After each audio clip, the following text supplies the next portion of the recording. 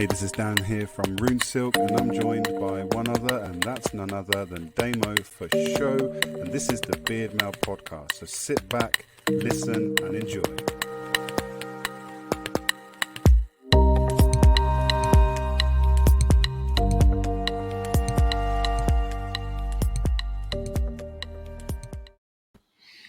We are vibing to the intro tune. Me and Dan from Rune Silk in the house. It's BeardMail episode number 9, and I am sounding sexy because I got a new mic. How are you, Dan?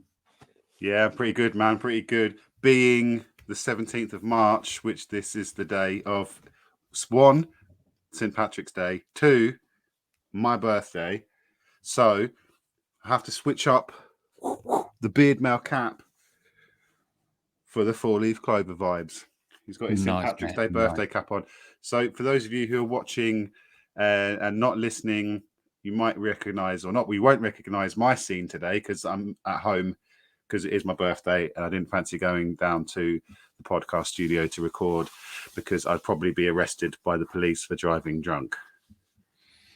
That's right, people. It is episode 9. Dan is at home. If you're listening on Spotify, we've changed it up. I was really excited about this episode because we were going to have exact matching hats on, and we're literally not even 1 minute into the podcast, and Dan has swapped hats. But fair enough, Dan. These hats are badass. Thank you very much for supplying them. That's it. I like that. If you just listen and watching, he's got 2 hats on now. They are amazing, and we're not here to plug products, but they are amazing quality snapbacks from Rune Silk. And now you've started to personalize them a little bit, which is cool. So Dan has literally got a 4-leaf clover on his to celebrate St. Patrick's Day. His birthday every year coincides with St. Patrick's Day. However, Dan, let's I don't know if you've got your days mixed up and if you have been drinking heavily for a while, but it's Patrick's Day is tomorrow, and people listening to this, they won't be listening to it a week after Patrick's Day. So it's all gone wrong in the ether. Oh, I was just going to blag it that we're doing it tomorrow and we're actually recording it on St. Patrick's Day. No, we're all about honesty and integrity and openness and transparency to our viewers and listeners. We were going to be recording this on Paddy's Day, but we're both super rammed, didn't we? So yes, we are recording it. It's almost Paddy's Day. We are hours away, and then it will be Paddy's Day. But we won't actually get to play this until like a week after Paddy's Day. So really, it was a bit of a shit idea, if I'm honest with you, because people would be like, "We're talking about Paddy's Day last week." But it is what it is. It is what it is. We'll figure it out one day. I'll have to edit the bit out. That says it's my birthday now. So I was about to say he's not even said happy birthday to me yet. No, let's leave it in. But you got to remember, people are listening a week after. So Dan, happy birthday for tomorrow, which was actually last week. Hey, Dan, it's a good opportunity, but if you think about it, technically, we need to start getting good at this. So we're recording in advance. So let's plan it. So, for example, when it is actually Easter, we're recording it a week before Easter. So then when it plays on Easter, it is actually Easter. You with me? Yeah, well, the good news is about Easter is that you can already buy Easter eggs now. So we can actually sit and eat Easter eggs on the Easter one a week before Easter. But because the chocolates are in the shops, it will be almost like it's real. We should wait until it's sunny and then record the Christmas one. Crimbo for show. Hey, let's not will the year away because we're 4 minutes in yet. We haven't really started chatting properly. We're going to talk about. Is it just Paddy's Day we're talking about today? Because you've chosen the subject for today. Is it just Paddy's Day? Is it birthdays, or is it like the all of Ireland? And Northern Ireland, what is the subject for today's podcast, Dan? That's a really good question. I think it just because it is my birthday week, and St. Patrick's Day is on my birthday. I just thought it would be a really easy one to talk about. But then, actually, I don't really know much about St. Patrick's Day apart from that it is my birthday. It's always amazing because everyone's out, and it's always really rubbish because everyone's out. Do you know what I mean? Yeah. It's one of those, I'd love it because all my mates would be out. It'd be the one night of the year that everyone comes out for your birthday, but everyone is out for your birthday. I remember one night in Leicester, loads of my mates came up to Leicester and literally couldn't get into the club. I was like, it's my birthday. He was like, don't care. I was like, well, I went to McDonald's to get a burger because I was proper steaming. So I was like, I'll get a Mackey's. I'll come meet you in there. So all my mates are in the club and I'm stood outside with my cheeseburger going, can I come in? And they're like, no, it's 1 in, 1 out, mate. I'm like, what? It's my birthday. All my mates are in there. He's like, don't care, mate. I was like, oh my gosh. If they were your real mates, they'd have come out and let you They in. did. Yeah. No, they did. They all came out and we went somewhere else. No, they all came out and let you go in, and then they went to Macca's. Yeah, well, actually, a cheeseburger could be on. I think I don't know. I think. I mean, are you? How much do you know about Ireland? I found 7 surprising facts about St. Patrick's Day, which is it'd be quite interesting to talk about. For some. I always like to be entertained on these podcasts, and I always like to learn, and I always like to reminisce about stories of subjects. So I actually have been to Ireland on a few occasions, and I've also been to Northern Ireland as well. So I would be happy to just go. I'm also, contrary to popular belief, I'm also a quarter Irish as well, and I think that's why so many people celebrate St. Patrick's Day, because A, it is a great day to go out, and B, most people have got a bit of Irish in them. And C, it is, of course, your birthday. So yeah, if you want to do some fun facts, mate, I am up for discussing fun facts. Fun facts. Oh, he's got his vino tinto, or is it a bit of cola in a wine glass? It's been over show, Dan. I've been so busy, flat out today. This is literally the first time I've had a chance to sit down. I can't even tell you what I've been doing because it's top secret, but it is absolutely amazing. But I will let you know today, for the purpose of television, I have had to eat a KFC, a Domino's, fried chicken, and a Chinese. Wow. In one sitting or just one day? In like 3 hours. Oh my gosh. Well, I feel fat. Anyway, let's talk Ireland. How does one just before we do talk Ireland, how does one get a job where you get to eat Domino's, KFC, some more fried chicken and a Chinese in a 3-hour window? Like, sign me up. I'm all over that. That's like all you can eat and all you can nice foods as well. You know, the worst thing was I didn't realise we were going to be doing that today, so I actually had breakfast before I went there. Schoolboy error. Dan, when it all comes out, I'll tell you about it. And what I'll do, I'll say, Dan, I'll mention that on the Paddy's Day podcast. Do you remember? And you go, oh yeah, when it comes out. Right, sound of that, and I'm looking forward to that. But I also want to know how I can eat and get paid for it, or not get paid for it and just be on TV. I don't know how it works.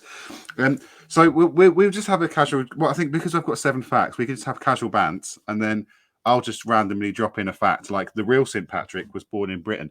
I find that may be slightly offensive to some people who celebrate St. Patrick's Day, that the real St. Patrick was born in Britain. Is there a fake St. Patrick? I mean, I can't see any reference to a fake Patrick. Does it say whereabouts in Britain? No, it might not, and that's fine too. No, it just says. Okay, so historians generally believe that St. Patrick, the patron saint of Ireland, was born in Britain, not Ireland, near the end of the 4th century. At age 16, he was kidnapped by Irish raiders and sold as a slave to a Celtic priest in Northern Ireland. After toiling for 6 years as a shepherd, he escaped back to Britain, eventually returning to Ireland as a Christian missionary. I really need to learn how to read. Yeah, sorry, returned to Ireland as a Christian. Can you carry on that story? Because I need educating on these sorts of things, and I imagine obviously like St. George, the patron saint of England, like he slayed a dragon. That was his thing. What is St. Patrick's thing? What did he do? He was supposed to have driven the snakes from Ireland, but he also he was also responsible for bringing Christianity to Ireland. And take. So I'm just trying to find some information. With the Christian, out with the snakes. But that leads me to fact number 2. There were no snakes around for St. Patrick to banish from Ireland, apparently. So it's a load of codswallop. So no, but you say what that he's famous for. You can't prove nor disprove it. It's like no snakes here now. You know what I mean? Yeah. Well, I guess it's the same as George and the Dragon, isn't it? It's like, well, you proved dragons didn't exist. All right. Yeah. I'm trying to find. So it was the. Bear with me, and I'll bring it back up again. So it was the St. Patrick. Yeah, he basically was responsible for introducing Christianity to Ireland. And who were they? Who were they then? They were like not the Vikings. They were the Danes, not the Danes. Who were the other ones? Saxons. I tell you what, this is Yeah. riveting, Dan. This is absolutely riveting.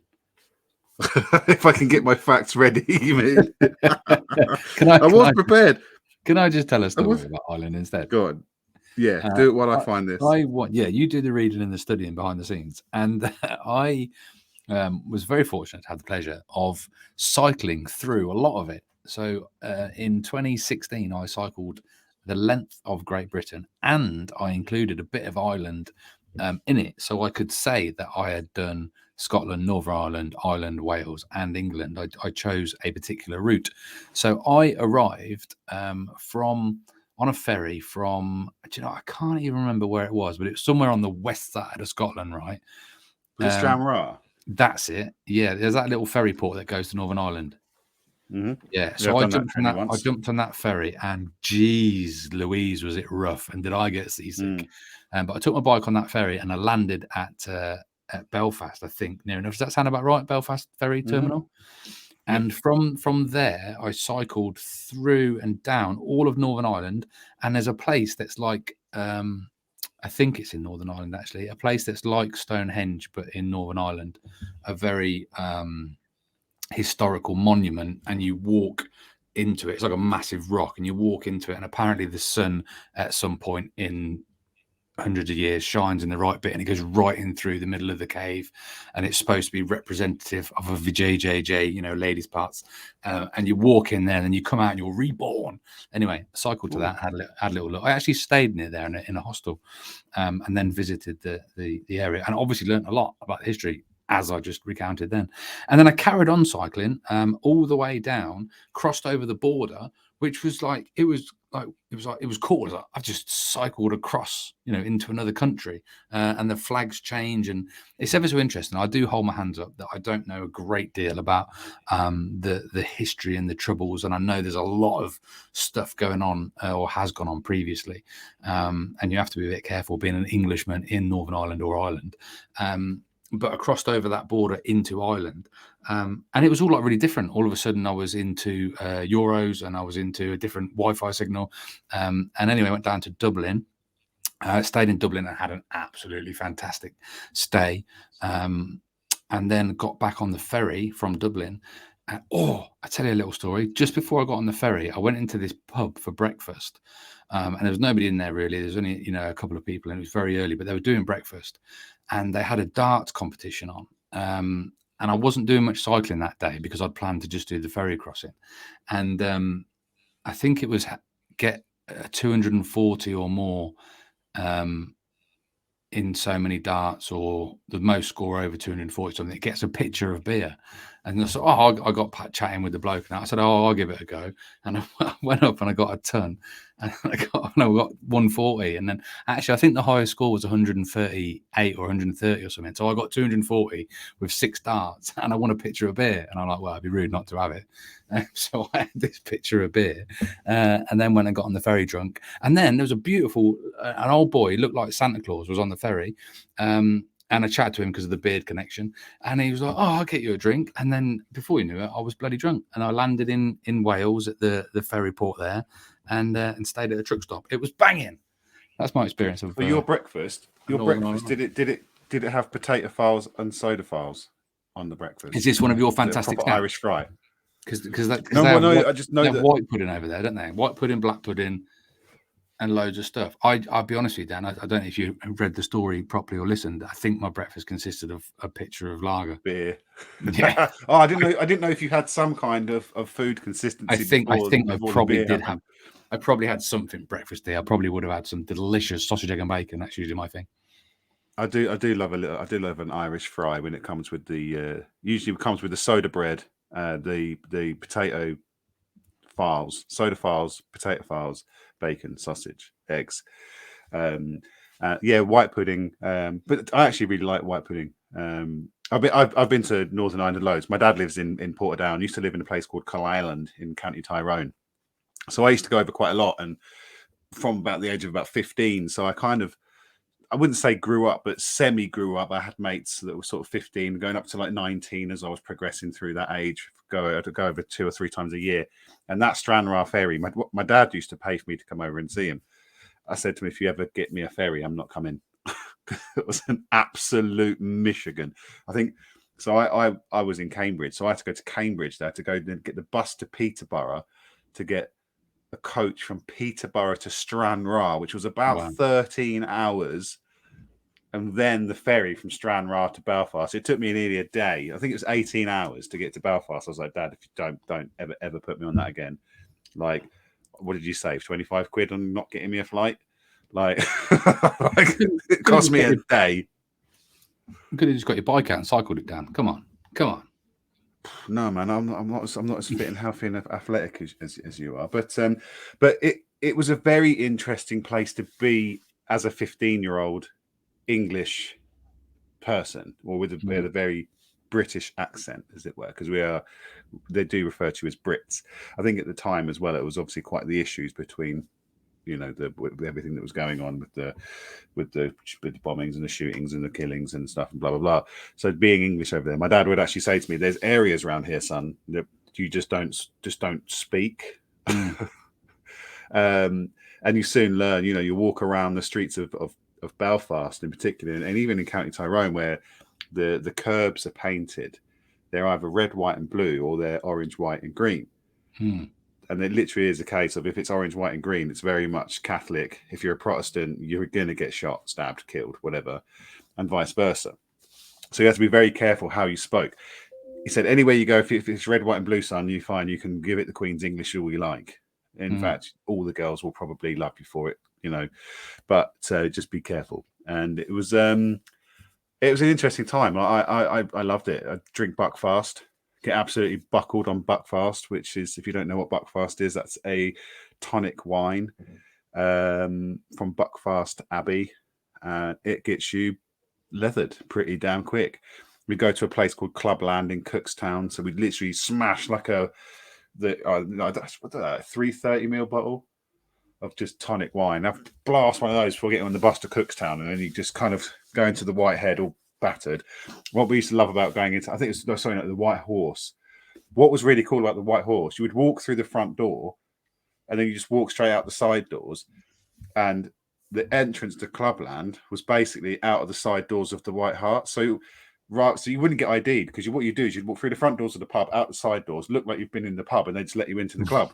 It was absolutely fantastic. So we were like sort of 15s going to Clubland at the time. But no, I love Northern Ireland. I don't go as often now, just because it's a bit more difficult. I don't have all the freedom I did have with all of the school holidays and stuff like that, Easter, summer, Christmas vibes.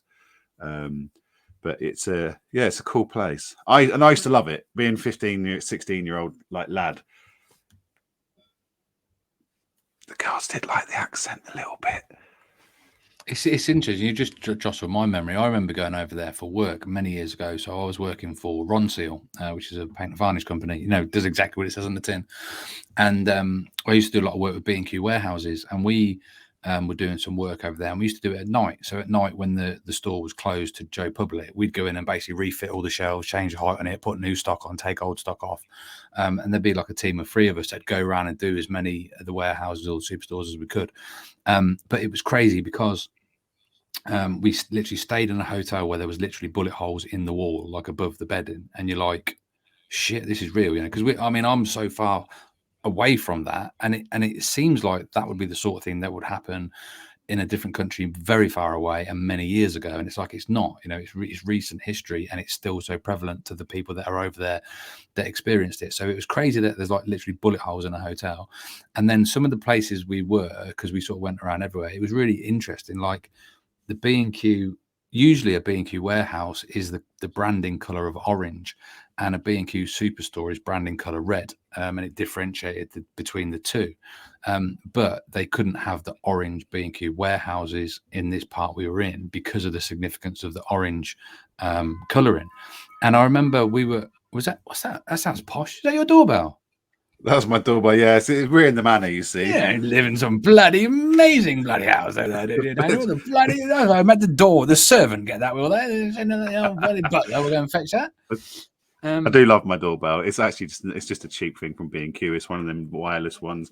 It's because I mentioned B&Q, isn't it? Let me finish my story because it was even better on that. Yeah, so I remember I actually had on my name badge my name, which is Damien, Damian. Now, my name is spelled that way because that's just why it is. It has no significance to anything else other than literally that's the way that they just spelt my name when I was born.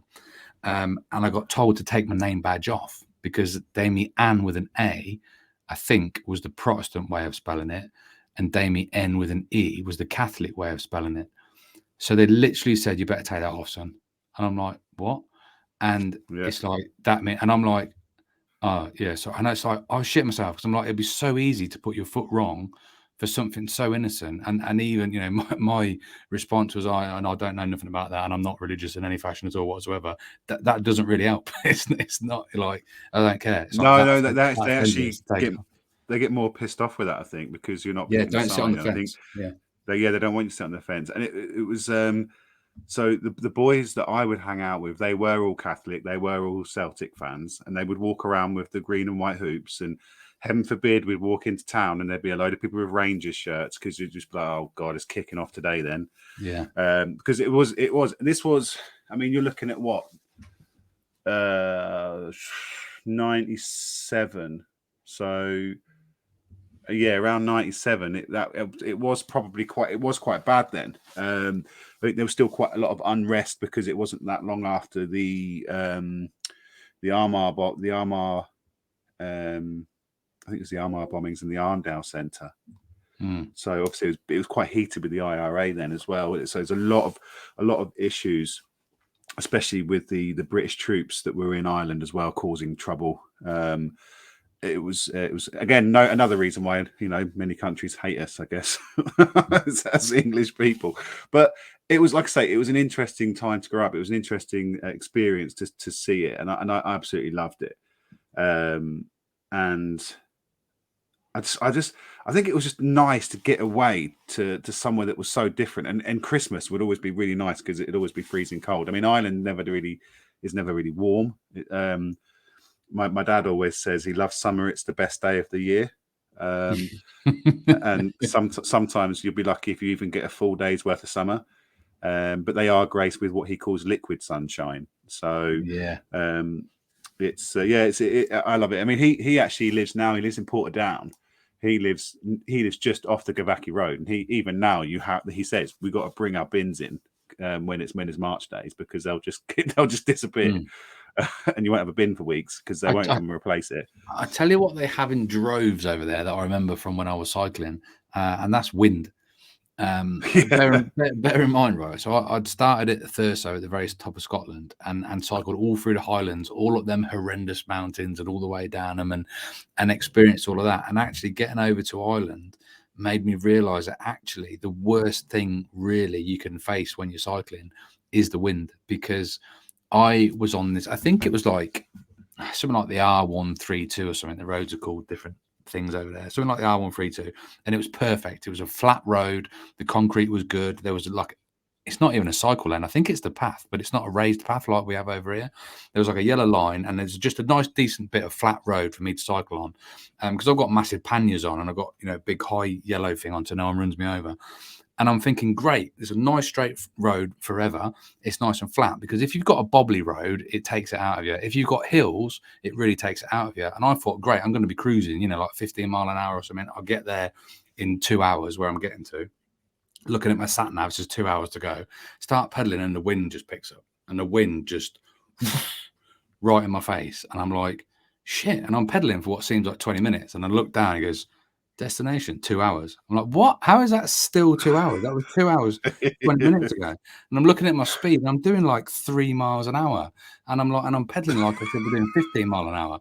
I'm like, and the thing is as well, when you're going up a hill, you can usually see the top of it, or you know when you're getting near the top, and you know that when you're at the top of that hill, baby, there's going to be a big nice downhill. Yeah. But when you're on a straight road that goes on for 40 miles, whatever it is, and it's flat, and the wind is just, there's no end to it. It's just literally, and honestly, a day cycling, it felt like 10 days to do this Poxy 1R3, 1-2, whatever it was, because the wind was horrendous. So that's one thing I remember about. And I think that was in Northern Ireland. And then the second thing was in that 1,000-mile journey, I only had one puncture once, and it was in Belfast.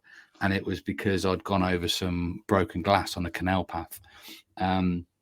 But luckily I had them wheels that when it spins, the slime inside fills the hole. And then I managed to pump a bit of air in, and I actually carried on. I cycled 11 miles to the nearest Halfords and got the guy to change the tyre for me because I didn't know how to do it. And that was boss. So yeah, some fond memories of Ireland. But you know what, Dan? You know what? We're not here to talk about the troubles. We're not here to talk about history. We're here to talk about the celebrations and the partying and the stats and the facts. And I do want to know about leprechauns, right? I want to know. I want to know. So what stats have you got for me? So leprechauns are likely based on Celtic fairies. The red-haired, green-clothed leprechaun is commonly associated with St. Patrick's Day. The original Irish name for these figures of folklore is Loverkin, meaning small-bodied fellow. Belief in leprechauns likely stem from the Celtic belief in fairies, tiny men and women who could use their magical powers to serve good or evil. In Celtic folk tales, leprechauns were cranky souls responsible for mending the shoes of other fairies. But good or bad magic, basically. Yeah, so they were. So then they're not always evil. They don't always have the pot of gold. I always, one thing actually, again, turning away slightly from the topic, but not quite. Have you ever seen American Gods? Read American Gods? Watched American Gods? No, and no. There's a leprechaun in that, and it's pretty cool. But I always find it quite interesting how St. Patrick's Day, it just becomes a worldwide excuse to drink Guinness. So I'm wondering how much of a link that Guinness likes to just puts it into sponsoring that day, because it's one of those things, isn't it? It's just people just getting really drunk.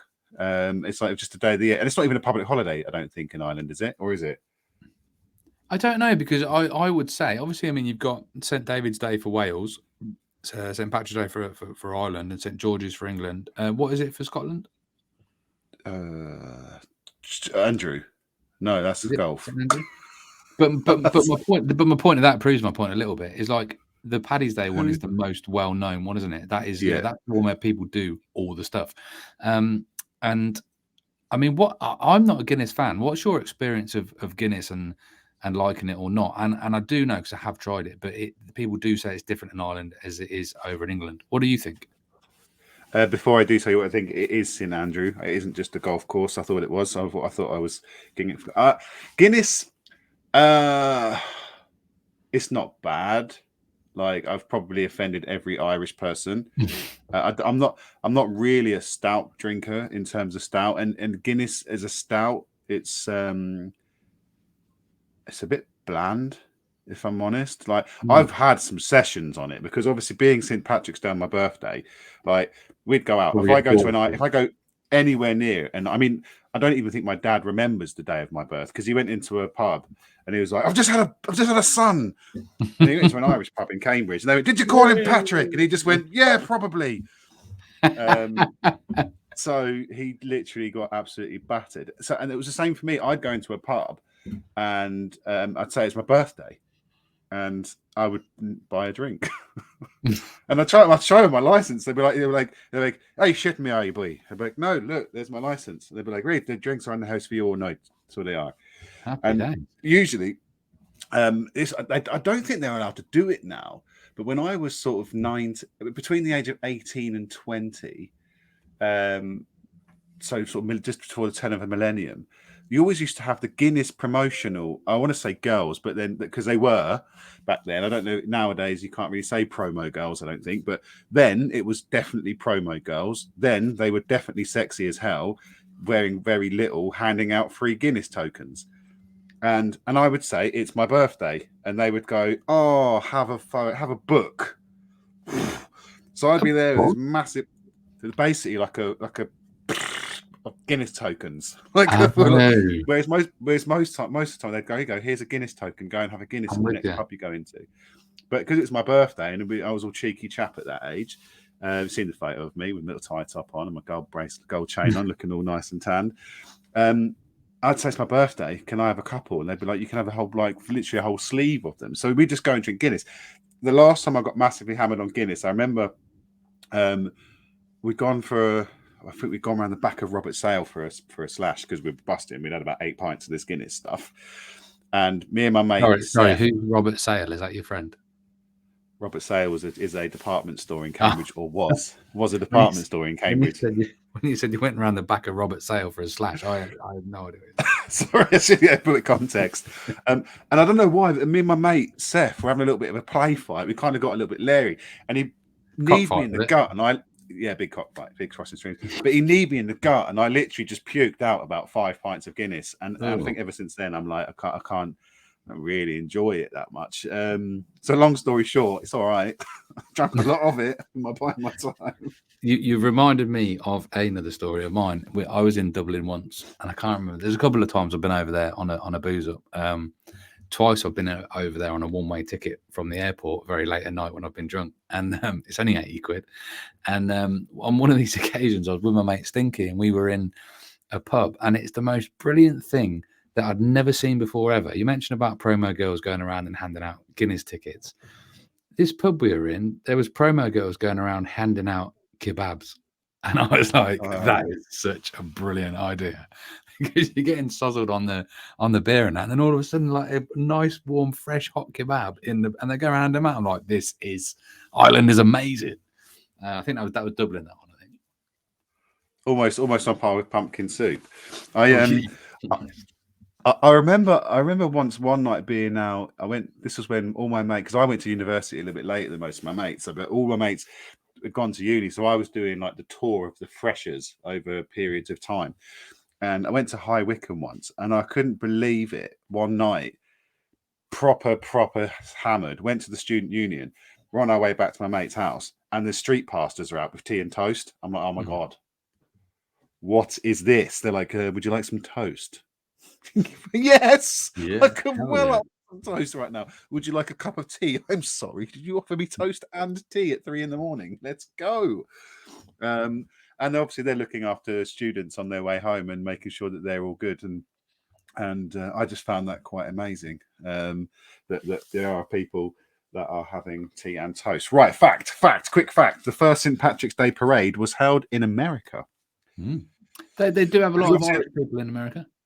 Yeah. So if you actually listen, I was talking to my mum, was the one that pointed this out, and she said if you listen to a lot of New York accents, although there is the slight difference because of the Italian influence, that Irish and American accents do sound quite similar, which is one of the reasons why I think if you listen to American singers like Boyzone and Westlife, when they sing, they almost sound Americanized. So while people in Ireland had celebrated St. Patrick's Day since 1600, so tradition of a St. Patrick's Day parade began in America, and it precedes the founding of the United States, which is pretty cool. The first St. Patrick's Day parade was 1601 in a Spanish colony, which is now St. Augustine, Florida. The parade and the St. Patrick's Day celebration a year earlier were organized by the Spanish colony's Irish vicar, Ricardo Artur. More than a century later, homesick Irish soldiers serving in the English military marched in Boston in 1737 and in New York City on March the 17th. Enthusiasm for the St. Patrick's Day parades in New York City, Boston, and other early American cities only grew from there. In 2020 and 2021, parades throughout the country, including the New York City and Boston, were cancelled or postponed because of COVID. But so that's an interesting one, isn't it? So I'm assuming then the parade set the date for St. Patrick's Day. Makes sense. You say, or it was just a fluke. It was on the same day. They're like, hey, well, it is what it is. Surely we just do it for Thursday. But you say, going back to what you said earlier, I think, St. Patrick's Day probably being one of the most well-known and famous or popular, or just well-known patron saints. Couldn't tell you when St. Andrew's Day is. Actually don't know when St. David's Day is. And do you know what? I don't even know when St. George's Day is. It's in April, isn't it? And St. David's Day is in May. April 23rd. British beef. Yeah. So I don't really know. So I know St. Patrick's Day because it is my birthday. And I had one of those DNA tests. Have you ever had one of those DNA tests? No, I have seen and heard of such things. I imagine that I am 8/5 Viking and 7/5 British. 8/5. Yeah, I made it up on the spot. Most stats are made on the spot. What are you doing? 36% Scandinavian. That makes sense. So I am quite a large amount of Sorry, actually, trying not to be as racially prejudiced as possible. Can you do an accent for each of the percentages you're about to confirm that you are or not? Yes, I'm about 36% Scandinavian for this one. I'm approximately I'm about 17% Irish. I think there's about a little bit of 17% Irish in there, but the most prevalent one there is the Welsh one. You know, I think that quite a large amount of my DNA is actually Welsh. I think because my grandmother is half Welsh, you see, so that make me about an eighth Welsh. So definitely the bit in the middle is the left and the right bit of me is Welsh. Sorry, because I've got a twang of Indian Somerset there as well. So yeah, because there's definitely some of that in there as well, about 1%. I'm also a little bit Scottish and Irish and English and Welsh, so I am the UK apparently. Nice. But the most impressive one, and this is why I think this is why I'm so good at doing this, is I am 1.7% Nigerian. Nice. So when I can say good afternoon, madam. So now, if anyone says you can't do that, mate, because technically you're not Nigerian, I'll be like, 1.7% of me says I can talk in a Nigerian accent. Allow it. Which piece of you was that you just flung out then? That's the 1.7% of my Nigerian self. I think I've seen a photo of you there. yeah. That keeps banding around quite a lot of people's WhatsApps. Apparently, it became a bit of a mission to try and sneak it into people's images. Big Derek or something like that. Yeah, 1.2%. Can you do me a favour, Dan? This would be very wholesome for me. My gran was Irish, God rest her soul. And interestingly, I actually I was on another TV show a little while ago, and they had a clairvoyant, and she said to me that my gran was here in the room, and I was a little bit skeptical, and she got her name right and everything and described her. I'm like, shit, she actually might be here with me. But she used to say to me regularly, like in a motivational way, she used to call me. She used to say, "You're like a fart in a colander." So, as an ode to my lovely gran Mary, who could be with us right now, can you say in an Irish accent, "You're like a fart in a colander"? Demo, you like a wee fart in a colander, say you are, boy. That's it. Perfect. I hope you like that, Gran. That's my mate Dan. You're like a fart in a colander. That's what she said to me. Like a wee fart in a colander, especially when you just don't put the sprouts in there because it messes it right up. I didn't even know what a colander was. I just thought it was quite nice that she used to say it to me a lot. Yeah, but she was a staunch old. She was a staunch old proper Irish gran. She was 4 boys, 4 boys and husband. Look after them in the house, clean the house, do the feeding. Lovely, my gran Mary. I was going to tell you another story about. Sorry, this just reminded me of that video. There's a bat in the kitchen, Ma. If you see that, so fucking brilliant. There was actually. Did you ever used to watch Ghost? Oh, what's it called? The one with. Oh God, this is terrible now. Yvette Fielding, Ghost Hunters, or something like that. Oh, might have seen like a couple of episodes of it, like a long time ago. My girlfriend watches it on repeat all the time. She loves it from her youth. And there's a clairvoyant on there, or medium, Derek. I want to say Derek Chisora, but that's a boxer, isn't it? Derek Akora or something like that. And there's a scene you'll have to Google it. But he literally he gets possessed and stuff, and he calls out these names and that. And there's just one episode that's very famous. And he talks about somebody called Mary. It's not my gran, for the record, but he's literally, and for want of a better word, he shouts out Mary loves Richard, but uses, I'll keep it PG for the thing, but basically the shortened version of the name Richard. And he turns into the thing. Mary loves Mary. That's what he keeps calling it out. And for some reason, that always reminds me of Gran as well. Anyway, let's not get. She could be here, so let's not upset her. Let's keep it polite. Let's keep it PG. As it were. What other lovely stuff? I tell you what else I experienced over in Ireland is bloody seasickness. I think it was a holiday or something, when we were literally doing like sailing down the side of the coast. I think it was like Dublin to, would it be Waterford or somewhere like that, right down in the south? And literally, I just spent the whole week just being seasick in this bloody boat. I hated it. There you go. I'm not good on boats. I'm really not good on boats. I think the last time I went on a boat was when one of those stag do's. It's not. I think it depends on how big the boat is. I've been sick on a boat a few times. I used to go to Isle of Wight quite a lot, and I'd have to go stand outside because if I'm inside, but when we went to when I got married in Thailand, we got the boat to Koh Phangan, and the boat was literally like that. Literally, the water was splashing up the windows as it was literally like so choppy. Literally, like your 1.7% Nigerian, that was. And there was sick everywhere because people were being sick everywhere. It was horrible.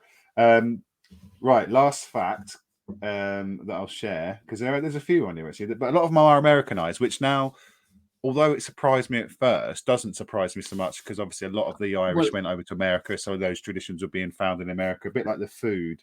If I were to go over to America properly, I would love to go and visit those, like them really proper Irishy pubs, but in America. Yeah. And even, did you ever used to watch It's Always Sunny in Philadelphia? No. It's a sitcom it's on Netflix, I think. And basically it's an Irish pub in Philadelphia. And the cast, it's got Danny DeVito in it, and he plays a dad. It's a comedy. It's hilarious. You'd love it, actually. And there's some real great characters, but it's like a proper Irish pub in Philly. And they're just always getting drunk all the time. They're always having banter. They're always having laugh. They're always getting up to mischief and things. And I would love to go and experience a proper Irish bar in America. So if any rich people are listening to the podcast right now and they want to sponsor me and Dan to go on holiday to Philadelphia, please send us some money and we'll go.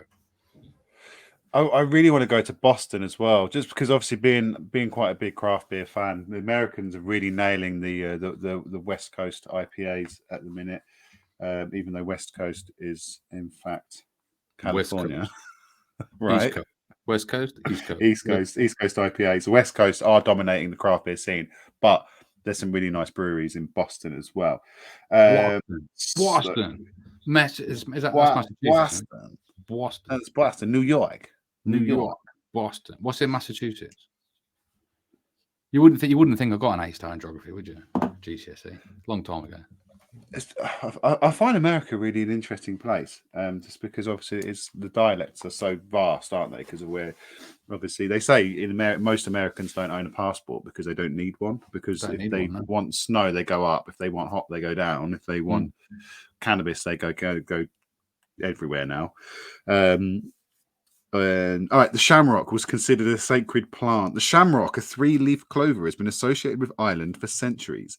It was called the shamroy by the Celts and was considered a sacred plant that symbolized the arrival of spring. According to legend, St. Patrick used the plant as a visual guide when explaining the Holy Trinity. By the 17th century, the shamrock had become a symbol of emerging Irish nationalism. Obviously, this is not a shamrock. That is, in fact, a 4-leaf clover, which a lot of people do mistake. A lot of people see a 4-leaf clover and they go, oh, that's a shamrock, isn't it? A shamrock is actually just a 3-leaf clover. So those are... Where were you when this question came up on one of my quizzes? Because I'm sure we had a little fallout over this about shamrocks and clovers and 4-leaf clovers. I don't think it was a quiz that you did, but that's very educational, Dan. Thank you very much. It's always good to learn. It's always good to laugh. I think we've learned and we've laughed, and we've almost run out of time. Dan, we're on 43 minutes and 48 seconds.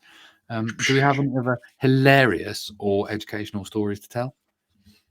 No, not so much. In terms of hilarity, I don't think so.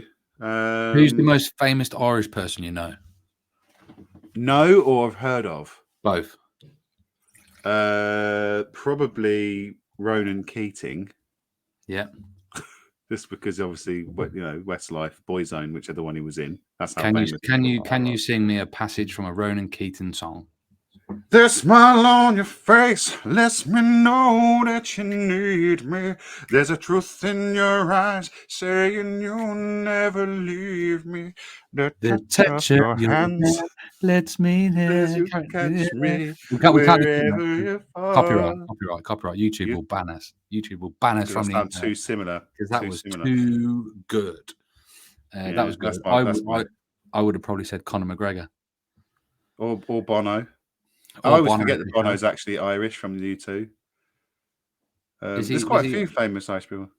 Yeah, Sinead O'Connor. Yeah. Who else? John St. from Patrick. Big Fat Beard, Northern Irish. Yeah. Gavin He's Irwin. Belfast, isn't he? Is he Belfast? Yeah. Gavin Irwin. He's Belfast. Yeah. Who else do we know across the pond? I don't know. But now I'm a little bit conscious about doing the accent. I hope I've not offended the folk when you're listening back here. Remember, it's all shit, skiggles, and bants, and I am 17% Irish, so I'm allowed. And if you disagree, he's got 1.7% Nigerian that will slap you around the face. You don't want to mess about with the Nigerian inside me. It will really get you in some bad, sticky flavour. That was probably more Jamaican. There's no Jamaican in me. I'm not allowed to cut that bit out because I've got no Jamaican in me. So I'm not allowed to say anything in a Jamaican accent. You lick a ras, boom, my lad, you team, you know. I think on that note, you should go and pour yourself a little rum, Dan, and call it a night. That is 46 minutes, and that was a beautiful send-off. I very much enjoyed your accents, learning about your 1.7%. It's been lovely to have my gran on the show. Thanks for joining us, Gran. I hope we haven't offended anybody with any Northern Ireland stuff. We try to keep it real, try to keep it banterish, but we also don't really know anything about anything, really. Dan literally Googled some shit before we start, so that's it. Please. I say before we start, Dan literally Googles it as we do the show. So 30 seconds before we went live. So on that note, we're going to say goodbye. But please do like, share, and subscribe and all that shit that you have to say at the end of a podcast. If you've enjoyed yourself, drop a comment or something. Send us money and that. And actually, they can go on the website now, can't they, Dan? BeardMail.com. Is that what it is? BeardMail.com? And.co.uk. Oh, actually, I don't actually know. Your one job. That's embarrassing, isn't it? Beardmail.co.uk. The website is becoming live. We are starting to pull some stuff together. We will be adding some cool stuff to it. But at the moment, you can follow the socials and you can find the podcast as well by clicking the little RSS Wi-Fi looking button that take you to the podcast, but also drop your email in there because something huge is coming to the bearding community and we want to know if you are in. So head over to the website, drop your email address in there, and you will be among the first to find out what the cool stuff that is going to be happening. Hey, Dan, do you quickly also want to say the cool thing that you did with iTunes or Apple or whatever it was? Because that's way above my head, but you've sorted it out so they can listen on something else now, haven't you? Yeah, iTunes. So it's available on iTunes. It's available on Spotify. It's available on Google Podcasts, and of course, available on Anchor as well. So slowly but surely, I'm learning how to put everything into multiple streams. But I think they're the main ones. We've got Android, Google, we've got Apple and iTunes, we've got Spotify. If you're on some random player, then and you can't find us, then you won't know because you can't hear what I'm saying. Yeah, that's true. And you won't care. So on that note, also we're what we're up to. We're on episode 9 now, so we would love to hear from you if you have any subjects you'd like us to talk about. I mean, today we haven't even talked about beards once because it doesn't have to be about beards. We talk about anything. So we'll hopefully entertain you and educate you. Not so much of the educate, really, just entertain. And we'll do whatever you want to do. So drop us a message or whatever and let us know. But for now, we're going to have to say bye, Dan, because it's nearly 50 minutes. And I've got to go have my dinner. Pow. Bye, everyone. Bye. Thanks for listening, guys. Take care. See you in a bit. Bye for now.